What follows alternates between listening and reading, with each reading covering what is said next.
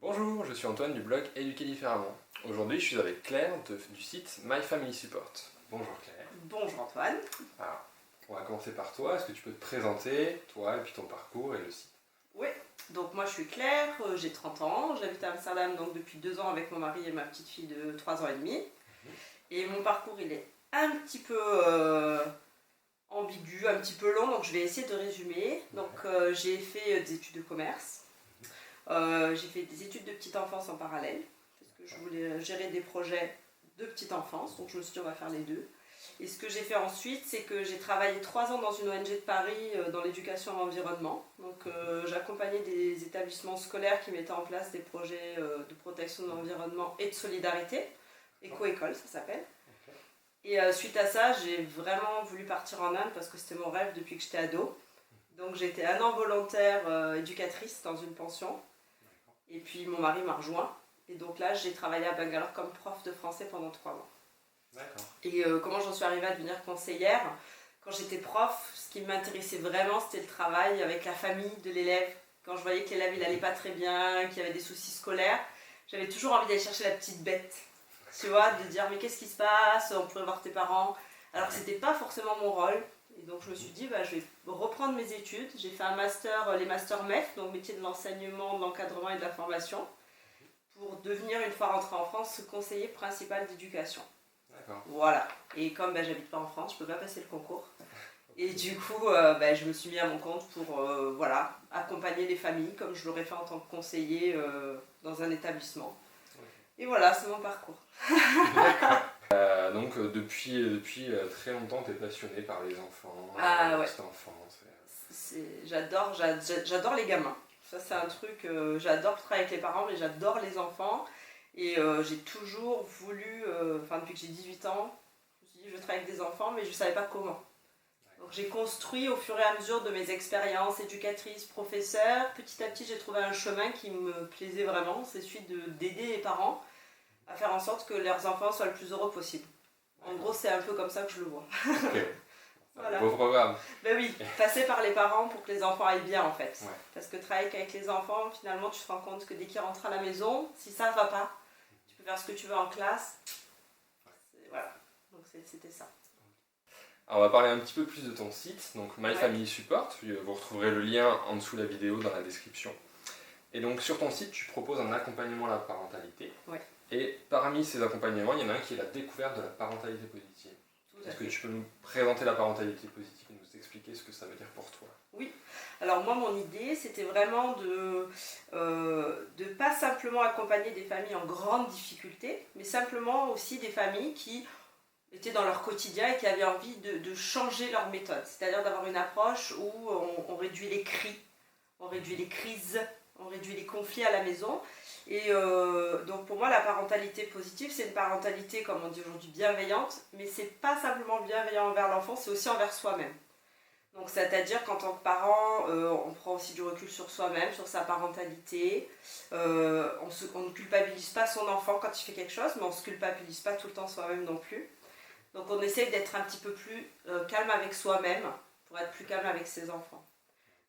Voilà, et ça c'est la parentalité positive, mais envers les enfants, ce que ça veut dire, c'est un petit peu ce qu'on retrouve dans l'éducation bienveillante, c'est un petit peu la même chose à mes yeux. C'est on n'humilie pas l'enfant, on le respecte, on essaye de le comprendre, on ne lui colle pas forcément une étiquette. Donc du coup on l'enferme dans des cases et puis il n'a plus la place de se développer, d'être qui il est vraiment. Donc voilà, c'est un petit peu tout ça que j'essaye de présenter aux parents. Souvent ils connaissent déjà, mais ils ont un petit peu du mal à savoir par où commencer.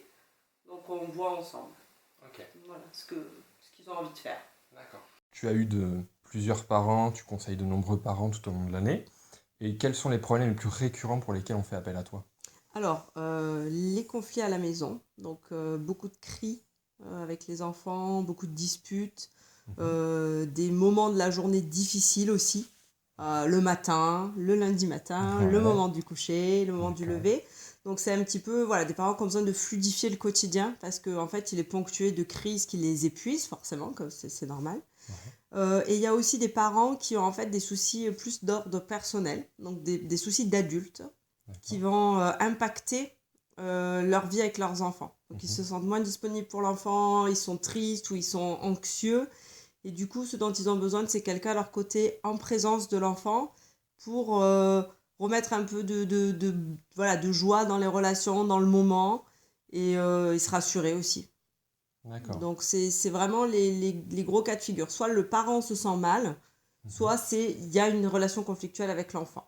D'accord. Voilà, ça c'est les 2 plus gros cas de figure que pour l'instant moi j'ai rencontrés. Ouais. Et ensuite dans le quotidien, dans l'accompagnement que je fais en ligne aussi et dans les ateliers, c'est beaucoup comment comprendre mon enfant, comment savoir où il en est à cet âge-là, voilà, en fonction de l'âge. Qu'est-ce qu'il aime? Est-ce que c'est normal qu'il crie autant? Est-ce que c'est normal qu'il dise tout le temps non? Ouais. Donc c'est aider les parents à comprendre un petit peu ce que traverse l'enfant à une telle période. Ça c'est important aussi pour les parents. Nous, une des grosses difficultés que les parents nous remontent régulièrement, c'est le stress lié à la fatigue et les problèmes liés au stress et à la fatigue. Et les gens, leur problématique, souvent, c'est comment rester bienveillant lorsqu'on est stressé, fatigué, qu'on a un peu plus de mal à gérer les crises que font les enfants, notamment le soir ou le matin. Tout à fait. Quel conseil tu pourrais donner à ces parents-là? Alors, moi, le conseil que je donne souvent aux parents, la solution qu'on cherche ensemble et qu'on finit par trouver, c'est qu'ils ont besoin aussi de se donner le droit de prendre du temps quand ils le peuvent. Parce qu'on culpabilise souvent de travailler et puis en plus, de temps en temps, de prendre du temps pour soi, ce que je comprends. Je suis passée par là. Sauf qu'en fait, le fait de s'extraire parfois du quotidien avec l'enfant et de prendre quelques heures pour soi, ça nous permet de revenir un petit peu libérés de ce stress. Moi, par exemple, la solution que j'ai trouvée pour moi-même, c'est la sophrologie. Donc, sur Amsterdam, je travaille beaucoup avec une sophrologue, Laurence Safman. Elle fait de la sophrologie notamment avec les mamans.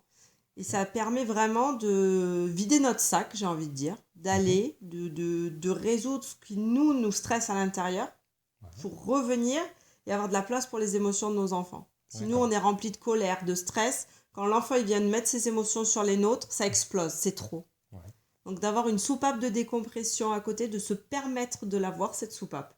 Ça permet de revenir vers ses enfants un petit peu plus calmes. Et franchement, c'est presque le seul moyen. C'est-à-dire qu'il faut s'autoriser à prendre un petit peu de temps, de laisser les enfants chez une voisine 1 ou 2 heures, ou chez des amis, de voir d'autres mamans pour en parler aussi. Ça, c'est très important, pas rester seul avec ses problèmes. Et si vraiment le soutien, disons, informel ne suffit pas, c'est aussi pour ça que moi, j'ai créé My Family Support. Je le dis dans le sens que, des fois, parler avec un professionnel, ça aide. Il faut s'autoriser à le faire. C'est pas grave, c'est bien, c'est courageux. Ouais. Voilà. Donc, il faut s'autoriser. Une des autres questions aussi qui revient régulièrement, c'est les grands changements dans la vie des enfants, comme l'entrée à l'école, la séparation parfois, l'arrivée d'un petit frère ou d'une petite sœur, tout ça, ça engendre un peu de stress, des émotions un peu plus importantes que d'habitude, une source d'angoisse aussi. Et comment on peut arriver en tant que parent à gérer ces moments-là qui peuvent être parfois difficiles? Alors, selon l'âge de l'enfant, ça va varier, mais je dirais que entre 2 et 4 ans, 2 et 5 ans, on peut parler à son enfant, lui expliquer qu'il va y avoir des changements, pas trop à l'avance, parce que ça va l'angoisser beaucoup à l'avance. D'accord. Donc, la rentrée des classes, on va en parler avec lui, 1 mois avant, 2 mois avant, c'est déjà suffisant. Il va en parler aussi beaucoup à la crèche. Donc, et c'est surtout, l'écouter. Pas lui dire, il va se passer ça, tu vas voir, ce sera comme ça, ce sera comme ça. C'est plutôt, je pense, l'amener à se poser des questions. Moi, c'est ce que j'invite les parents à faire. Comment tu penses que ça va se passer la grande école? Comment tu aimerais que ça se passe? Qu'est-ce que tu attends? Pour l'aider, en fait, à mettre ses idées en mots. Et quand on voit qu'il hésite, que ça le stresse, essayer, nous, de lui proposer des mots. Donc, ça va être vraiment de l'accompagner à... Il faut qu'il vide son sac, il faut qu'il parle, il faut qu'il explique ce que ça lui fait. D'accord. Et dans les moments stressants, il faut peut-être essayer de le jouer, passer par le jeu. Ça peut être 2 Playmobil, il y en a un qui va rentrer à l'école, et puis, qu'est-ce que tu penses que ça lui fait là? Il va à l'école la semaine prochaine. Je crois vraiment qu'il a un petit peu peur. Donc, c'est vraiment laisser l'enfant petit à petit s'exprimer. Et c'est dans la parentalité bienveillante, je pense que c'est quelque chose d'important d'encourager nos enfants à parler. Et leur dire aussi ce que ça nous fait. D'accord. Voilà. Alors moi, ce que j'ai trouvé avec ma fille, qui ne me racontait pas forcément sa journée, puisqu'elle est l'année dernière, quand elle avait 3 ans, c'est qu'en fait, quand j'arrive quand je vais la chercher, Ouais. au lieu de lui dire qu'est-ce que tu as fait aujourd'hui, je lui dis est-ce que tu as envie que je te raconte ce que j'ai fait aujourd'hui? Ouais. Et du coup, je lui raconte ma journée brièvement. Mhm. Et elle est hyper contente parce qu'elle se sent vachement fière qu'un grand vienne lui raconter sa journée. Mhm. Et du coup, elle me fait oui, raconte-moi. Donc je lui raconte. Ouais. Et peut-être 5 minutes après, je lui fais voilà, c'était ce que j'ai fait. Bah, si tu veux, un petit peu après, tu peux me dire ce que toi t'as fait. Ok. Et alors, souvent, c'est pas tout de suite. Et puis, on est à table, 1 heure plus tard, elle me fait tu sais, maman, aujourd'hui, eh bien, Romaïssa, elle m'a pris mes jouets. Donc, ça va sortir. Elle va digérer sa journée. Et vous lui avez fait confiance, vous lui avez raconté la vôtre. Donc, elle se dit bon, ben voilà, moi aussi, je vais pouvoir raconter la mienne. Donc, ça, moi, c'est quelque chose qui a marché. C'est D'accord. une petite astuce qu'on peut essayer. Commencer par soi pour donner Voilà. confiance à l'enfant et que lui aussi ait envie Ouais. de raconter ou de Oui, nous parler. voilà, et puis lui dire, bah, je vois que pour l'instant, tu n'as pas envie, mais sache qu'en tout cas, plus tard, si tu veux qu'on en parle, moi, ça m'intéresserait vraiment de savoir. D'accord. Mais il faut peut-être essayer de cacher sur ça nous angoisse, parce que du coup, peut-être ça l'angoisse aussi. Ok. Et c'est normal à 3 ans. Ouais. Ils ne racontent pas encore beaucoup leur journée. C'est pas facile pour nous, mais c'est comme ça, ouais. Une des difficultés liées au quotidien avec les enfants, c'était le moment du coucher. Et ça revient souvent. Nous, on a aussi beaucoup de problèmes au moment du coucher. Est-ce que tu as des astuces pour faciliter ce moment le noir arrive, on sait le moment un peu de se séparer, puisqu'on va tout seul dans sa chambre. Est-ce que tu as des astuces à nous proposer là-dessus pour essayer de passer ce moment un peu plus en douceur? Oui, alors ce que j'ai noté beaucoup dans les familles, c'est qu'entre 2 et 4 ans, il y a la phase d'autonomie. Et en fait, l'enfant est contrarié. Alors la première chose, c'est qu'il est contrarié par le fait qu'on lui impose une heure de coucher, parce qu'il a décidé que c'était lui qui décidait des choses. Donc forcément, il ne peut pas décider de tout, mais du coup, c'est une frustration. Ouais. La deuxième chose, c'est qu'ils sont toujours dans cette phase où quand ils font trop la sieste, ils ne sont pas fatigués le soir. Et quand ils font pas assez la sieste, ils sont fatigués dès 18h et ils crient beaucoup. Oui. Donc ça, c'est toujours un petit peu ambivalent. Alors, une des choses que j'ai déjà proposé à des parents, c'est de laisser l'enfant dans le lit avec un ou deux petits livres et choisir le moment où il va éteindre la lumière. C'est-à-dire que c'est un petit rituel. Nous, on l'a instauré à la maison où on dit je comprends que tu ne sois pas fatigué de suite et tu as le droit, peut-être que tu n'es pas trop fatigué. Nous, c'est pareil. Si à 20h, je vous dis va te coucher, voilà, et tu me dis, bah non, là, je suis pas fatiguée. Je fais, non, mais c'est l'heure, tu vas te coucher. Tu vas pas avoir envie d'aller te coucher. Et en fait, malheureusement, c'est un peu ce qui se passe pour eux. Donc, lui dire, moi, j'ai besoin d'avoir un moment tranquille avec maman. C'est notre moment, il est 20h. C'est aussi le moment des adultes. Par contre, tu peux rester dans ta chambre, tu peux lire un livre. Et puis, quand tu te sens prête, tu éteins. Petit à petit, instaurer ce rituel où on lui fait confiance. Et après, voir aussi au niveau des siestes. C'est-à-dire, est-ce que l'enfant dort trop longtemps? Et du coup, il n'est pas assez fatigué pour aller se coucher à 8h. Et vous allez voir qu'à partir du moment où il va rentrer à plein temps à la maternelle, il va être beaucoup plus fatigué et à 7h30, ils vont s'effondrer. D'accord. Donc, c'est cette phase des 2-4 ans où ils sont moins fatigués qu'avant et très autonomes. Voilà, donc ça peut être une astuce. Nous, ça marche pas mal, ça, maintenant. Ok. Ouais, elle éteint sa lumière, elle s'endort.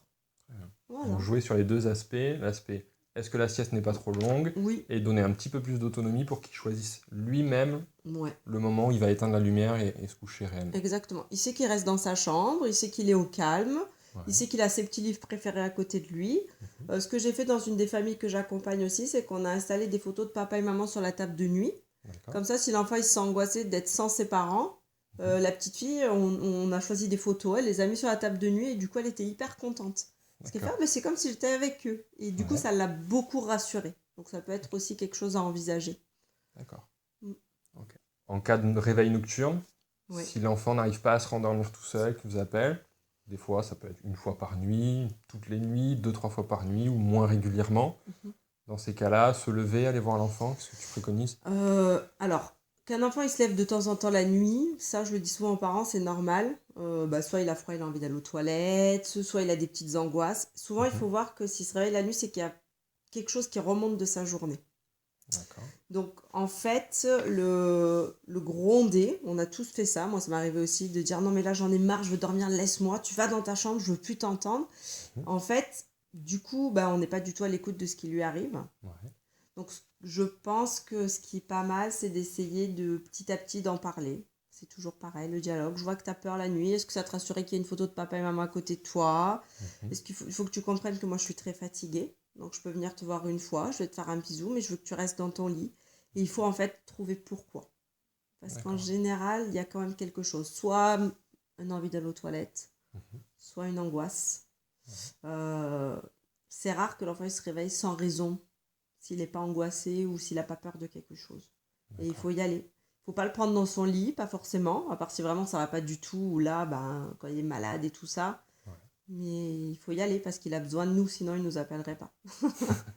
Ouais. Il faut se montrer présent quand même, Ok. mais poser le cadre. Je viens, je te fais un bisou, je reste avec toi un petit peu, mais j'ai besoin de dormir, donc je vais me recoucher. Ok. Voilà, je pense. Et toujours être à l'écoute de l'enfant, essayer de comprendre ce qui Ouais. lui arrive. Je pense qu'on est épuisé, ça c'est clair. Enfin, vraiment, je le comprends. Mais si lui il se réveille plusieurs fois, c'est qu'il y a un souci. D'accord. C'est comme si nous, en tant qu'adultes, on se réveille, notre femme ou notre mari, il n'est plus dans le lit. On va se sentir très seul, on va se dire, mais il est où? Qu'est-ce qui s'est passé? Il va paniquer. C'est ce qui lui arrive quand son doudou n'est pas là. Ouais. Donc aller lui rendre le doudou, c'est ça, c'est le rassurer. Donc il a Ok. besoin de voir qu'on est là. D'accord. C'est pas facile, mais c'est comme ça. Peut-être aussi le lendemain en parler, Bien si sûr. jamais, parce que dans la nuit c'est un peu compliqué d'en Bien parler, sûr. mais le lendemain en reparler. Voilà. Tu Ouais. t'es réveillé cette nuit. Qu'est-ce qui s'est passé? Ouais. Est-ce que quelque chose t'a fait peur? J'ai une amie, son fils, il a peur des renards dans la chambre. Ce sont les D'accord. ombres du... Et en fait, ils ont compris que c'était les ombres de la veilleuse sur les meubles. D'accord. Donc, il y Ça a, lui faisait il y a peur, quelque ça. chose qui l'angoissait. Ouais. Ils ont cherché, elle y allait plusieurs fois jusqu'à ce qu'elle comprenne ce qu'il voulait lui dire. Et petit à petit, ils essayent de faire des changements. D'accord. Mais si on se braque, du coup, l'enfant, il va peut-être se mettre à aller faire pipi au lit ou parce qu'il aura trop peur. Ouais. Donc là. Certains parents qui aimeraient peut-être être plus à la maison, ils travaillent, mais ils aimeraient être plus à la maison. C'est une source ils culpabilisent de devoir aller travailler, de laisser son enfant soit à la crèche, soit à la nounou. Mais ils ont aussi besoin d'aller travailler pour eux, de Bien sûr, passer la journée entière avec leur enfant, c'est pas forcément bien sûr. ce qu'ils ont envie de faire. Mhm. Mais il y a toujours cette culpabilité qui arrive. Comment réussir à résoudre ce qui est au fond de nous? Ouais. Alors, si je parle aux parents d'Amsterdam, je sais que quand on arrive de France et qu'on voit 67% des mamans Dutch qui sont à temps partiel et plus de 25% des papas, c'est dur. Ouais. Alors, c'est à la fois un plaisir de passer plus de temps avec nos enfants, à la fois le travail nous manque énormément parce que du coup, on devient une maman au foyer, on ne l'a pas forcément choisi. Et c'est dur, c'est dur. Voilà. Après, la culpabilité, je pense que c'est un travail à faire sur nous-mêmes. C'est si on vit en Hollande, c'est voilà, le choix de reprendre le travail, à quel rythme. On a beaucoup plus de liberté ici qu'en France. Ouais. Et à mes amis qui sont en France, ce que je leur dis, c'est aussi voilà, quand on a besoin de travailler, qu'on a fait ce choix, c'est à nous de travailler sur nous-mêmes pour déculpabiliser. Nos enfants, ils sont entre de bonnes mains, la plupart du temps, à la crèche, il n'y a aucune raison que ce ne soit pas le cas. Ouais. Et encore une fois, des pratiques comme la sophrologie, la méditation, je le prône beaucoup parce que ça nous aide à accepter ce qu'on est et nos choix. C'est important. Et les mamans d'Amsterdam, je pense que le choix, il est un petit peu plus simple si on arrive à trouver un emploi parce qu'on arrive plus facilement à un temps partiel si c'est notre choix. Et les papas aussi. Ok. Et ça, c'est quelque chose que j'aimerais vraiment voir en France un jour. Le fait de pouvoir dire oui, je voudrais un 80 ou un 60% et qu'on dise bien sûr, je comprends, on va voir ce qu'on peut faire. Et pas d'accord, mais tu n'auras plus les projets intéressants du coup. Ce que mes amis ont entendu très souvent. Ouais. Voilà. D'accord. Ça dépend Donc, le du pays. coup, il n'y a pas vraiment le choix. Mais il n'y a pas le choix en fait. La maman, elle culpabilise, mais c'est pas sa faute à elle. C'est Ouais. la société qui l'empêche de. Ou le papa, parce qu'il y a aussi des papas qui aimeraient, deux parents qui voudraient être à 90% par exemple. Mais du coup, on leur enlève les projets intéressants. Donc ils culpabilisent pour quelque chose qui n'est pas leur faute. C'est la société. En France aussi, on n'a pas cette mentalité du temps partiel de la même manière. D'accord. Voilà. On a parlé un peu des premières années de l'enfant. Ensuite, à un moment, l'enfant, donc en France à 3 ans, va à l'école. Quand nous, depuis 3 ans qu'on a l'enfant, que l'enfant est né, on est dans cette éducation bienveillante, positive, mais qu'à l'école, il n'y a pas cette éducation-là. Qu'il y a les bons points, les aller au coin quand on n'est pas sage. Que faire dans ces moments-là? Comment gérer? Oui, c'est très dur. Je pense que, encore une fois, quand on est en France, alors il y a quand même des évolutions, heureusement. Il y a certaines classes, certains professeurs, bien entendu, qui s'intéressent à ces méthodes et c'est génial. Je pense que l'important en tant que parent, notre rôle, il va se faire sur 2 plans. Beaucoup parler avec l'enfant de la manière dont il le vit et beaucoup l'écouter parce qu'il va peut-être rentrer en disant « Mais je comprends pas, on m'a dit que j'étais vilain, j'ai eu le petit lion rouge qui veut dire que j'ai fait plein de bêtises. » Donc, ça va être à nous derrière de faire un travail pour lui dire, bah oui, mais la maîtresse, elle a une manière de voir les choses. À la maison, c'est vrai que ça se passe pas comme ça. Il va falloir, c'est très dur à faire, mais arrondir les angles. Par contre, après, on a aussi le droit d'aller parler à la maîtresse et au maître, je pense. Ouais. De dire, écoutez, non, notre enfant, il n'a pas l'habitude. Alors, vous avez 30 enfants et bien entendu, c'est vraiment difficile à gérer. Mais est-ce que, s'il vous plaît, quand vous lui dites qu'il n'a pas été sage, qu'il est vilain, si c'est dit, est-ce que vous pourriez, s'il vous plaît, employer d'autres mots ? Il faut essayer d'en parler. Mais c'est vrai que le seul espoir qu'on peut avoir, c'est qu'il faut encourager et promouvoir l'éducation bienveillante pour que ça se développe. Alors qu'aux Pays-Bas, c'est pas pareil, parce que c'est beaucoup plus courant. Une dernière question avant de nous quitter. Sur le blog, on a déjà parlé de plusieurs livres que nous avons lus, que nous avons aimés. Est-ce que toi, tu en as d'autres que tu aimerais conseiller ? Oui, tout à fait.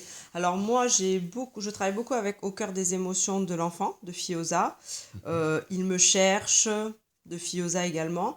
Ne pleure plus bébé, qui est un livre pour les jeunes parents qui viennent d'avoir un enfant, qui se posent des questions sur quoi faire avec leur bébé, est-ce qu'il faut le laisser pleurer ou pas. Très bonne réponse. Et Pour être des parents acceptables, de Bethel Heim aussi, qui est un bon livre écrit il y a longtemps, mais qui est excellent. D'accord. Voilà. Ok. Et il y a d'autres références sur mon site si tu veux les... Ouais, on mettra le lien juste en dessous de la vidéo avec les livres dont Claire vient de parler et un lien vers les autres livres vers ton site. Tout à fait. Voilà. Eh bien, merci à tous d'avoir regardé cette vidéo jusqu'au bout. Merci Claire d'avoir partagé avec nous tous ces conseils qui, je pense, vont aider beaucoup de parents. Donc on mettra tous les liens en dessous de la vidéo, vers ton site, vers les livres que tu as conseillés. Et voilà, merci. Si vous avez aimé cette vidéo, n'hésitez pas à la partager à d'autres parents, soit sur les réseaux sociaux, soit en leur envoyant directement le lien. Merci à tous, merci Claire, et à bientôt. Au revoir.